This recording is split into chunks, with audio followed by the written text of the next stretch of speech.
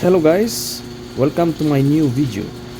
I am going to show you on how to increase the door travel of your garage door.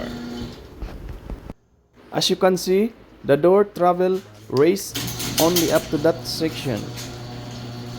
Now close back the door using your remote.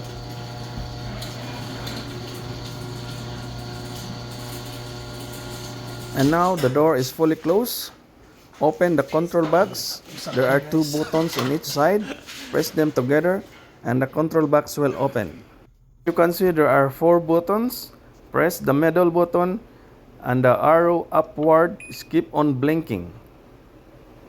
Press it and hold. Observe the door travel and release the button if it already raised up to your desired travel. Wow. Very good. I release the button up to this travel. And then press the left yellow button and the middle button light up with blue light. It means you are set. Using the remote, fully close the door and open it to see if it raised to your desired travel. Tapos na guys. And now the door is fully raised.